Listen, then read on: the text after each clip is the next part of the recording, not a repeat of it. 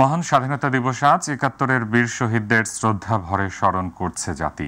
সূর্যোদয়ের সঙ্গে সঙ্গে সাভারে জাতীয় স্মৃতিসৌধে ৭১-এর বীর শহীদদের প্রতি শ্রদ্ধা জানিয়েছেন রাষ্ট্রপতি মোহাম্মদ শাহাবুদ্দিন এবং প্রধান উপদেষ্টা ডক্টর মোহাম্মদ ইউনূস। শহীদদের চরণে ভালোবাসার ফুল দিয়েছেন প্রধান বিচারপতি, বীরশ্রেষ্ঠ পরিবার, যুদ্ধাহত মুক্তিযোদ্ধা, উপদেষ্টা মণ্ডলী। এস এম আরিফের রিপোর্ট।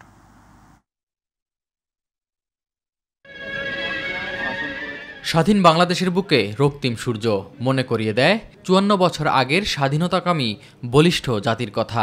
বিশ্বের বুকে যাদের পরিচয় হার না মানা জাতি হিসেবে। ৭১-এর উত্তাল মার্চে স্বাধীনতা ছিনিয়ে আনতে মুক্তিযুদ্ধের সূচনা হয় এই দিনে। সাভারের জাতীয় স্মৃতিসৌধে সূর্যোদয়ের সঙ্গে সঙ্গেই জাতির শ্রেষ্ঠ সন্তানদের শ্রদ্ধা জানাতে উপস্থিত হন রাষ্ট্রপতি এবং প্রধান উপদেষ্টা। জাতির বীর সন্তানদের প্রতি প্রথমে পুষ্পস্তবক অর্পণ করেন রাষ্ট্রপতি মোহাম্মদ শাহাবুদ্দিন। এরপরেই শহীদ বেদিতে শ্রদ্ধা জানান অন্তর্বর্তী সরকারের প্রধান উপদেষ্টা ডক্টর মোহাম্মদ ইউনূস। পিনপতন নীরবতায় স্মরণ করেন জাতির সূর্য সন্তানদের। বিউগলে বেজে ওঠে করুণ সুর। শ্রদ্ধা নিবেদন শেষে জাতীয় স্মৃতিসৌধ প্রাঙ্গণে রাখা প্রদর্শনী বইতে স্বাক্ষর করেন রাষ্ট্রপতি এবং প্রধান উপদেষ্টা। এরপর শ্রদ্ধা জানান বীরশ্রেষ্ঠ পরিবার, যুদ্ধাহত মুক্তিযোদ্ধা ও বীর মুক্তিযোদ্ধারা। বেদিতে পুষ্পস্তবক অর্পণ করেন উপদেষ্টা মণ্ডলী ও বিদেশি কূটনীতিকরাও। দুটো দিনের উদ্দেশ্য যেটা সাধারণ মানুষের জীবন জীবিকা সুস্থভাবে তাদের কর্মসূচি এগুলো করার জন্য আমরা যতটুকু সম্ভব চেষ্টা করব এবং সেই জন্য আপনাদের সবার সহযোগিতা কামনা করি। জনগণকে আস্থায় যদি আনতে হয় তাহলে যে সংস্কারগুলোর দাবি জনগণের থেকে উঠে সেগুলোর ক্ষেত্রে ঐক্যমতে না পৌঁছানোর কোনো সুযোগ নেই। দেশের প্রত্যেকটা নাগরিক যতক্ষণ পর্যন্ত না মনে করবে তিনি স্বাধীন, তার বাক স্বাধীনতা আছে, তার ফ্রিডম অফ এক্সপ্রেশন আছে, ততক্ষণ পর্যন্ত আসলে ভূখণ্ড স্বাধীন হয়ে কোনো লাভ নেই। ৭১ অর্জিত স্বাধীনতাকে আমরা রক্ষা করার যেই কঠিন লড়াই, সেই লড়াইয়ের একটা অন্যতম ধাপ হচ্ছে ২৪। রাষ্ট্রীয় আনুষ্ঠানিকতা শেষে সর্বসাধারণের জন্য খুলে দেওয়া হয় স্মৃতিসৌধ। কোনো ধরনের লোভ লালসা ছাড়াই মুক্তির সংগ্রামে ঝাঁপিয়ে পড়েছিল এদেশের বীর সেনারা। ৯ মাসের রক্তক্ষয়ী যুদ্ধের পর লাখো জীবনের আত্মত্যাগের বিনিময়ে আমরা পেয়েছি স্বাধীন একটি ভূখণ্ড। আজকের এই দিনে সেসব বীর শহীদদের কেবল স্মরণ নয়, তাদের আদর্শ নৈতিকতা রাষ্ট্রীয় এবং ব্যক্তি জীবনে ফুটে উঠুক, এমনটাই প্রত্যাশা সবার।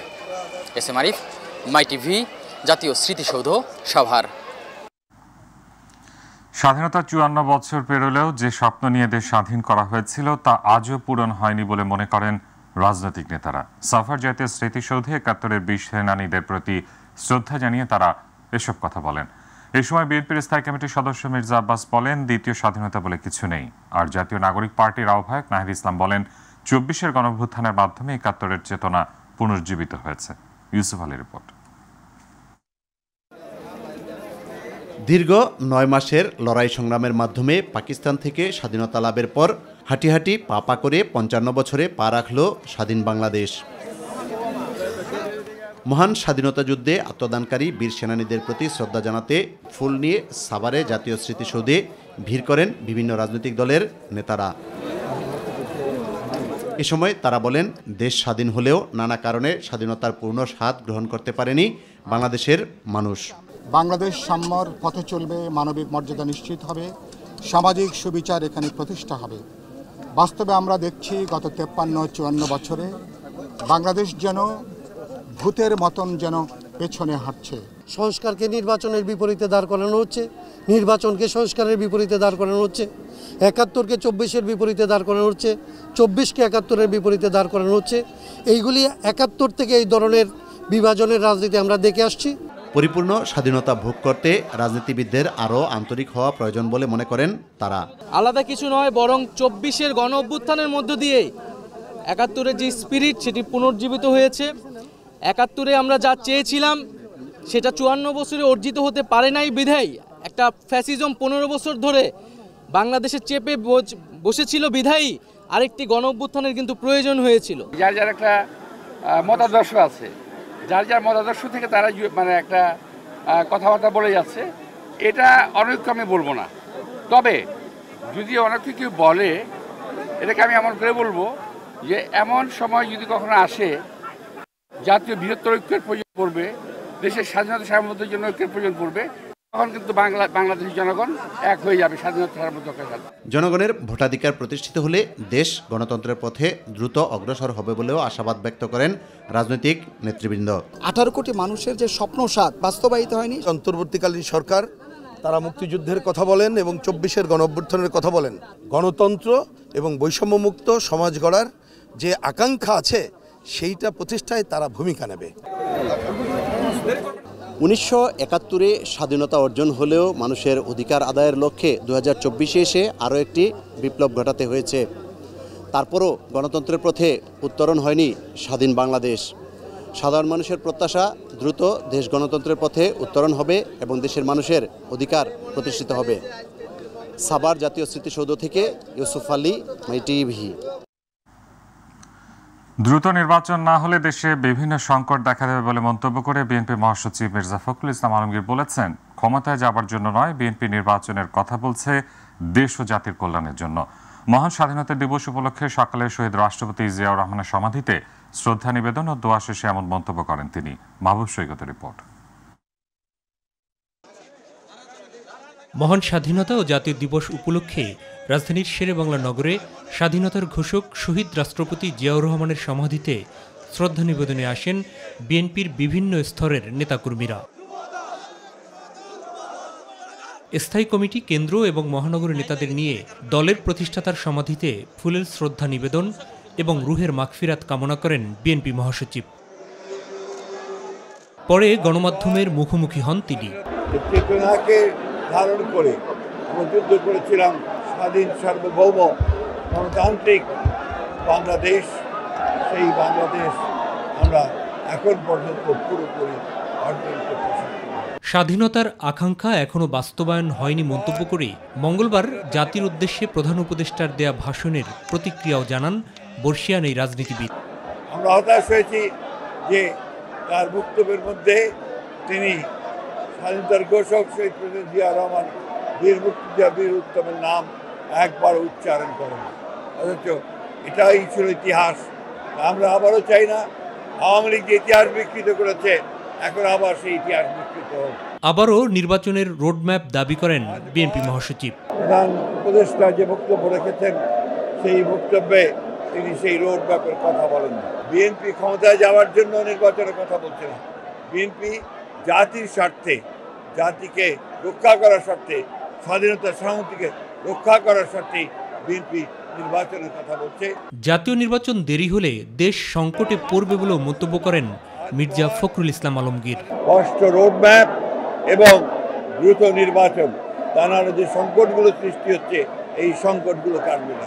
মাহবুব সৈকত, মাই টিভি, ঢাকা। দীর্ঘ আন্দোলনের সঙ্গীদের ভাষা এখন আওয়ামী ফ্যাসিবাদের ভাষার সাথে মিলে যাচ্ছে বলে মন্তব্য করেন বাংলাদেশ জামায়াতে ইসলামী সেক্রেটারি জেনারেল মিয়া গোলাম পরওয়ার। মহান স্বাধীনতা দিবস উপলক্ষে জামায়াতে ইসলামী মহানগর দক্ষিণের এক আলোচনা সভায় প্রধান অতিথির বক্তব্যে তিনি মন্তব্য করেন, দলীয়হীন স্বার্থে জাতিকে বিভক্তিতে না ফেলে জাতীয় ঐক্য তৈরি করে সাম্য, মানবিক মর্যাদা, সামাজিক সুবিচার প্রতিষ্ঠার আহ্বান অন্যান্য নেতৃবৃন্দের। বিস্তারিত মিফতা গালিবের রিপোর্টে। মহান স্বাধীনতা দিবস উপলক্ষে দলীয় কার্যালয়ে আলোচনা সভার আয়োজন করে ঢাকা মহানগর দক্ষিণ জামায়াতে ইসলাম। বাকশাল কায়েমের মাধ্যমে বঙ্গবন্ধু স্বাধীনতা হরণ করার ফলে দেশে দুর্ভিক্ষ হয়েছিল। 54 বছরেও মানুষ প্রকৃত স্বাধীনতা পায়নি বলে অভিযোগ বক্তাদের। জুলাই আগস্টের গণঅভ্যুত্থানের পর এখন হান্নান মাসুদকে কেন আক্রান্ত করা হবে? কেন আমাদের শহীদ পরিবারের সন্তান তার মেয়েকে পটুয়াখালী কবর জিয়ারত করার মতো একটা স্পর্শকাতর জায়গায় কেন আমাদের মেয়েকে লাঞ্ছিত করে তার ইজ্জতহানি করা হবে? স্বাধীনতার পক্ষ বিপক্ষের শক্তি বলে এদেশের মানুষকে যেভাবে জুলুম করেছিল, নির্যাতন চালিয়েছিল, তার এককভাবে ক্ষমতার মসনদকে টিকে রাখার জন্য বাংলাদেশের মানুষকে তারা তাদের প্রজায় পরিণত করেছিল। 71-এর মীমাংসিত ইস্যু নিয়ে বন্ধুপ্রতিম রাজনৈতিক দল জামাতের বিরুদ্ধে অপপ্রচারের চেষ্টা করছে বলে অভিযোগ করেন দলের সেক্রেটারি জেনারেল অধ্যাপক মিয়া গোলাম পরওয়ার। আমাদের গঠনতন্ত্রের ধারা 9 পরিষ্কার বলা আছে, দেশের স্বাধীনতা এবং সার্বভৌমত্বের জন্য একজন সদস্য সর্বোচ্চ ত্যাগ স্বীকারে প্রস্তুত থাকবে। সংখ্যালঘুদের কার্ড, 71-এর কার্ড নিয়ে বাংলাদেশের রাজনীতির চেতনা নিয়ে খেলতে চেয়েছেন, শেখ হাসিনাকেও কিন্তু বিদায় নিতে হয়েছে। যারা এই কার্ড নিয়ে জামাত ইসলামকে নিয়ে আগুন নিয়ে যারা খেলবেন তাদেরকে নির্মমভাবে কিন্তু বিদায় নিতে হবে। মুক্তিযুদ্ধের আকাঙ্ক্ষার সাম্য মানবিক মর্যাদা সম্পন্ন বাংলাদেশ গড়তে ঐক্যবদ্ধ থাকার আহ্বান জানান বক্তারা।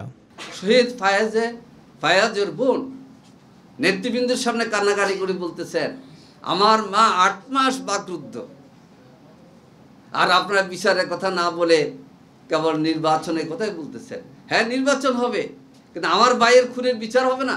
স্বাধীনতার যারা সোল এজেন্ট বলে দাবি করেন, তাদের কতজন নেতা স্বাধীনতা যুদ্ধে নিহত হয়েছে একটু জিজ্ঞাসা করে দেখেন। এই যে লক্ষ লক্ষ মানুষ যে শহীদ হলেন, এর মধ্যে আওয়ামী লীগের কয়জন নেতা ছিল? একটু আপনারা সাংবাদিকরা একটু জিজ্ঞাসা করে দেখেন তো, তারা কয়জন ছিল? যুদ্ধ যারা করেছেন তারাই মারা গেছে, তারাই শহীদ হয়েছেন, কিন্তু তারা মারা গেল না কেন? মিফতা গালিব, মাই টিভি, ঢাকা।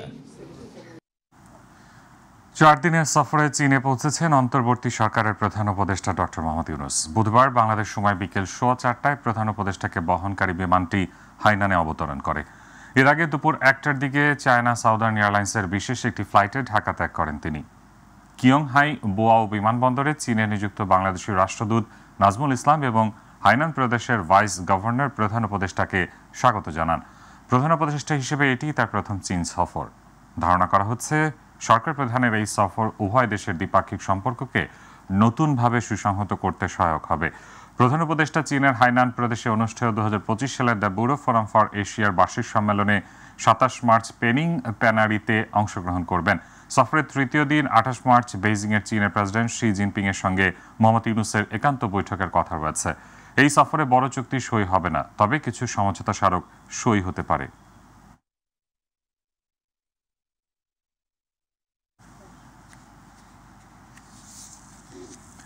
ঈদ মানে পরিবার পরিজন নিয়ে একসাথে সময় কাটানো এবং ভালোবাসার সান্নিধ্য। ঈদের আগে তাই বাড়ি ফিরে যাওয়ার জন্য মানুষ যাত্রা শুরু হয়ে ওঠে এক আনন্দ ঘন মুহূর্ত। রাজধানীর কমলাপুর রেল স্টেশন থেকে সময় মতো ছেড়ে যাচ্ছে ট্রেন। সার্বিক পরিস্থিতি নিয়ে সন্তুষ্টি প্রকাশ করেছেন যাত্রীরা। শিমুল খানের রিপোর্ট। 1 মাস সিয়াম সাধনার পর মুসলিমদের সবচেয়ে বড় ধর্মীয় উৎসব পবিত্র ঈদ উল ফিতর। তাই প্রিয়জনদের সাথে ঈদের আনন্দ ভাগাভাগি করতে বাড়ি ফিরছে ঘরমুখো মানুষ। ঈদযাত্রা তৃতীয় দিনে আজ ঢাকা থেকে মোট 69টি ট্রেন দেশের বিভিন্ন গন্তব্যে ছেড়ে গেছে। নির্বিঘ্ন যাত্রায় খুশি যাত্রীরা। এই যে শ্বশুর বাড়িতে যাচ্ছি ঈদ করতে, শ্বশুর শাশুড়ি নিয়ে। নারীর টানেই আসলে বিশেষ করে বাসায় যাচ্ছি। আমরা বাড়িতে যাচ্ছি, পঞ্চগড়ে যাচ্ছি, বাবা মা আছে, ভাই বোন আছে। ঈদে ওখানে মজা করব তাই যাচ্ছি। আমার বাসায় বাবা মা ভাই বোন সবাই আছে। এখন অনেক দিন পরে তাদের সাথে ঈদ করা হবে, ভালো লাগছে আর। গত 2 দিনের তুলনায় ট্রেনে আজ যাত্রীর চাপ কিছুটা বেশি, তবে কোনো ধরনের ভোগান্তি হচ্ছে না স্টেশনে। আপনারা দেখতে পাচ্ছেন যে আমাদের স্টেশনের প্রবেশ পথে থেকে শুরু করে একেবারে ট্রেনে পৌঁছা পর্যন্ত সেখানে নিশ্চিদ্র নিরাপত্তার ব্যবস্থা আছে। এদিকে সকালে কমলাপুর রেলওয়ে স্টেশন পরিদর্শনে আসে রেল উপদেষ্টা মোহাম্মদ ফাইজুল কবির খান। এ সময় যাত্রীদের খোঁজ খবর নেন তিনি। বলেন, অনলাইন টিকিট জালিয়াতিতে রেলওয়ের কর্মচারী জড়িত থাকলে কঠোর ব্যবস্থা নেওয়া হবে। যে রেলওয়ে একটা লোকসানী প্রতিষ্ঠান, এখানে প্রতি 1 টাকা রোজগার করার জন্য 2.5 টাকার মতো খরচ হয়। একটা কারণ হচ্ছে যে রেলওয়ের দুর্নীতি, রেলওয়ে যে অপচয় সেটা যায়, এবং আমরা সেটা যাতে কমে, দুর্নীতি যাতে কমে এবং অপচয় যাতে বন্ধ হয়, সেজন্য আমরা কার্যকর ব্যবস্থা নিচ্ছি। এছাড়া ঢাকা নরসিংদী ভৈরব বাজার, নরসিংদী ঢাকা রুটে কমিউটার ট্রেন এবং ঢাকা নারায়ণগঞ্জ রুটে চলাচল কমিউটার ট্রেনের মনোনয়নকৃত রেক দ্বারা প্রতিস্থাপনের উদ্বোধন করেন উপদেষ্টা। ইটপাথরের নগর ব্যস্ততা কাটিয়ে নারীর টানে বাড়ি ফিরছেন মানুষ। ঈদযাত্রার তৃতীয় দিনে ঢাকা ছাড়তে শুরু করেছে নগরবাসী। নির্বিঘ্নে ট্রেন ছেড়ে যাওয়ায় স্বস্তি প্রকাশ করেছেন যাত্রীরা। কমলাপুর থেকে শিমুল খান, মাই টিভি, ঢাকা। প্রিয়জনের সাথে ঈদের আনন্দ ভাগাভাগি করতে ঢাকা ছাড়তে শুরু করেছেন রাজধানীবাসী। আরামদায়ক আর সাশ্রয়ী খরচে ভ্রমণ করতে দক্ষিণাঞ্চলের অনেকেই বেছে নিচ্ছেন নৌপথ। আর তাই ঈদ যত ঘনিয়ে আসছে, ভিড় বাড়ছে সদরঘাট লঞ্চ টার্মিনালে। তবে পদ্মা সেতু চালুর পর আগের মতো যাত্রী না থাকায় লোকসানের আশঙ্কা করছেন লঞ্চ মালিকেরা। আফজাল হোসেনের রিপোর্ট। নারীর টানে বাড়ি ফিরতে শুরু করেছেন ঢাকাবাসী। প্রিয়জনের সাথে ঈদের সময়গুলো কাটাতে দেশের দক্ষিণাঞ্চলের মানুষেরা ছুটছেন সদরঘাটে। তবে এখনও নেই সদরঘাটের সেই চিরচেনা ভিড়। লঞ্চ চালকরা বলছেন ঢাকা থেকে বরিশাল আসা যাওয়া করতে আগে প্রায় ৫ লাখ টাকার জ্বালানি খরচ হতো। তেলের দাম বাড়ার পরে সে খরচ দাঁড়িয়েছে ৭ লাখে। বিপরীতে কমেছে যাত্রী। এতে ঈদ মৌসুমে রয়েছে লোকসানের আশঙ্কা। ১৭ করে দিয়ে আগে হ্যাঁ লাইফ জ্যাকেট আছে আমাদের অনেক পর্যন্ত প্রায় ৪০০-র মতো নিয়ে আছে আমাদের লাইফ জ্যাকেট বয়া আছে। এখন যে আমরা এই আপডাউনে যাব আসতে যাইতে তেলের পয়সা হয় সন্দেহ আছে, কিন্তু আমরা বর্তমানে দেখা যাচ্ছে যে যাত্রী এর আরও ৪ গুণ যাত্রী হইলেও আমাদের তেলের পয়সা সমান সমান হবে। পদ্মা সেতু চালু আর উন্নত যোগাযোগ মাধ্যমের কারণে যাত্রীরা ভিড় করছেন দূরপাল্লার বাস কাউন্টারগুলোতে। তবে সস্তা আর আরামদায়ক যাত্রার মাধ্যম হিসেবে লঞ্চকে বেছে নিচ্ছেন অনেকেই। বোঝাপিরা থাকলে, বাচ্চা কাচ্চা থাকলে, মেয়ে ছেলে থাকলে লঞ্চে যাইতে সুবিধা। আর লঞ্চে যাইতে যারা মজা লাগছে, ভালো লাগছে, তারা লঞ্চেই যায়।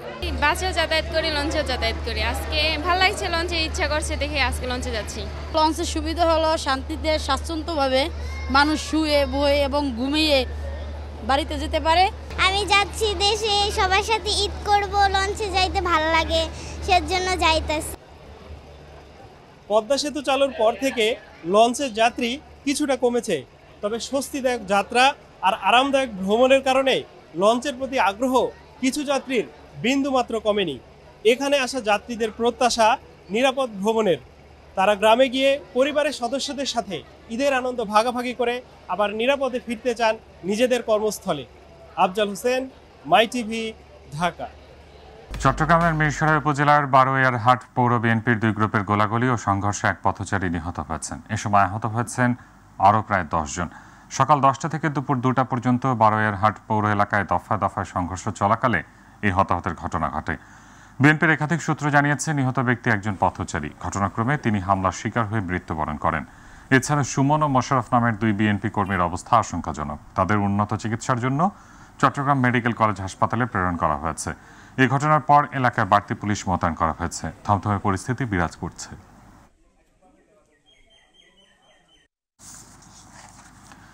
হাইওয়েতে ব্যাটারি চালিত 3 হুইলার উঠলে তা কঠোরভাবে নিয়ন্ত্রণ করা হবে বলে জানিয়েছে হাইওয়ে পুলিশের অতিরিক্ত আইজি দেলোয়ার হোসেন মিয়া। দুপুরে গাজীপুরের ঢাকা টাঙ্গাইল মহাসড়কে ঈদযাত্রা পরিদর্শনে এসে হাইওয়ে পুলিশের অতিরিক্ত আইজি দেলোয়ার হোসেন মিয়া এসব কথা বলেন। এ সময় তিনি আরও বলেন, ফিডার রোডে 3 হুইলার চলতে পারবে, হাইওয়েতে উঠলে তা অবৈধ হয়ে যাবে। অ্যাডিশনাল আইজি আরও বলেন, 4000-এর অধিক পুলিশ সদস্য, 820টি টহল দল, 300-টির অধিক চেকপোস্টের মাধ্যমে মোটরসাইকেল পেট্রোলিং, ড্রোন মনিটরিং ও ওয়াচ টাওয়ারের সাহায্যে মহাসড়কে শৃঙ্খলা বিধান করা হবে। খোলা ট্রাক ও বাসের ছাদে ভ্রমণ থেকে যাত্রীদের নিরুৎসাহিত করেছেন। আমরা চেষ্টা করছি এটাকে প্রতিহত করতে। আপনাদের কাছে আমার অনুরোধ, আপনারা যারা যাত্রী বেশি এই 3 হুইলারে এসে হাইওয়ে ওঠেন, আপনারা একটু চেষ্টা, আপনাদের আমার বিশেষ অনুরোধ, আপনারা হাইওয়ে না উঠে ওখান থেকে গাড়িতে ছেড়ে